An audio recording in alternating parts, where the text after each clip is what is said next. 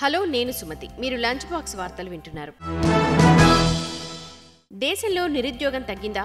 Paytm విషయంలో తన వైఖరిపై RBI ఏం చెప్పింది? మనీ9 ఫైనాన్షియల్ ఫ్రీడమ్ సమిట్ ఎప్పుడు, ఎక్కడ? ఇవే కాకుండా బిజినెస్, పర్సనల్ ఫైనాన్స్ కు సంబంధించిన వార్తలు ఈ రోజు లంచ్ బాక్స్ లో ఉన్నాయి. అవేంటో వినేద్దాం.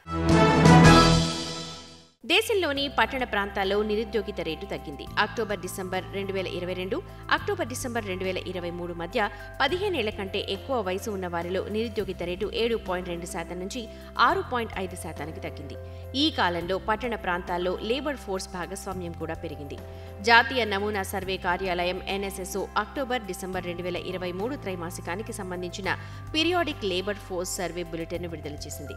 ఈ డేటా ప్రకారం అక్టోబర్-డిసెంబర్ 2022 త్రైమాసికంతో పోలిస్తే 2023 అక్టోబర్-డిసెంబర్ మధ్య పట్టణ ప్రాంతాల్లో 15 ఏళ్ల కంటే ఎక్కువ వయసు ఉన్న వారిలో నిరుద్యోగిత రేటు 7.2% నుంచి 6.5%కి తగ్గింది. పురుషుల్లో నిరుద్యోగిత రేటు 6.5% నుంచి 5.8%కి తగ్గగా మహిళల్లో 9.6% నుంచి 8.6%కి తగ్గింది.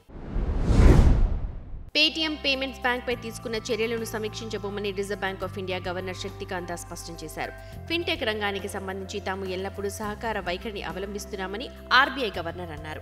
ఆర్బీఐ ఫిన్టెక్ ను ప్రోత్సహించడం కొనసాగిస్తుంది, కానీ నిబంధనలు ఉల్లంఘిస్తే మాత్రం సహించబోమని, పేటీఎం పేమెంట్ బ్యాంక్ పై తీసుకున్న నిర్ణయాన్ని సమీక్షించే ఆలోచన లేదు అని శక్తికాంత దాస్ స్పష్టం చేశారు. ఆయన మీడియాతో మాట్లాడుతూ ఖచ్చితంగా ఈ నిర్ణయం వినియోగదారుల ప్రయోజనాలను దృష్టిలో ఉంచుకుని తీసుకున్నదే. కొద్ది రోజుల్లో సెంట్రల్ బ్యాంక్ ఈ విషయంలో తరచుగా అడిగే ప్రశ్నలను FAQలను జారీ చేస్తుంది. దానికోసం మీరంతా వేచి చూడాల్సిందే. దీనిపై నెల రోజుల పాటు చర్చించి నిర్ణయం తీసుకున్నామన్నారు. టాటా మోటార్స్ వివిధ ఈవీ మోడళ్లపై 1,20,000 వరకు తగ్గింపులు ప్రకటించింది. Tata motor best selling Nexon EV ధర ఇప్పుడు 14.5 లక్షల నుంచి ప్రారంభమవుతుంది. ఇది గతంలో 14,70,000. టియాగో ఈవీ ఇప్పుడు 7,99,000కే ప్రారంభమవుతుంది. టియాగో ధరలు 70,000 రూపాయలు తగ్గాయి. అయితే ఇటీవల ప్రారంభించిన పంచ్ ఈవీ ధరలు కూడా మారలేదు. బ్యాటరీ సెల్ ధరలు ఇటీవల తగ్గిపోయాయని, రాబోయే రోజుల్లో కొరతను పరిగణలోకి తీసుకుని ఫలితంగా వచ్చే ప్రయోజనాలను నేరుగా వినియోగదారులకు అందించాలని తాము నిర్ణయించుకున్నామని కంపెనీ తెలిపింది. భారతదేశ రీటైల్ ద్రవ్యోల్బణం జనవరి 2024లో 5.1%కి తగ్గింది. 3 నెలల్లో ఇదే కనిష్ట స్థాయి ద్రవ్యోల్బణం. అంతకుముందు డిసెంబర్ 2023లో ద్రవ్యోల్బణం 5.69%, నవంబర్లో 5.55%, అక్టోబర్లో 4.87%, సెప్టెంబర్లో 5.02%గా ఉంది. ఆహార పదార్థాల ధరలు తగ్గడం వల్ల ద్రవ్యోల్బణం తగ్గింది. డిసెంబర్తో పోలిస్తే జనవరిలో కూరగాయల ధరలు తగ్గుముఖం పట్టాయి. జనవరిలో కూరగాయల ద్రవ్యోల్బణం 27.6% నుంచి 27%కి తగ్గింది. మరోవైపు ఇంధనం, విద్యుత్ ద్రవ్యోల్బణం రేటు -0.60% నుంచి డిసెంబర్లో -0.77%. ఈ సంక్షోభ సమయంలో యాక్సిస్ బ్యాంక్ పేటీఎంకి తన సహాయ హస్తాన్ని అందించింది.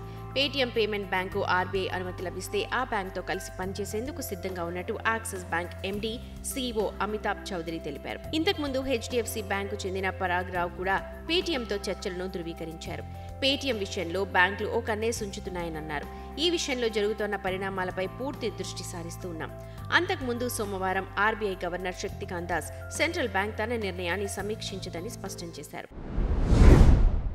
భారతీయుల సంపాదన, ఖర్చులు, పొదుపులు, పెట్టుబడికి సంబంధించిన ప్రతి ప్రశ్నకు సమాధానమివ్వడానికి మనీ9 ఫైనాన్షియల్ ఫ్రీడమ్ సమిట్ మరోసారొస్తోంది.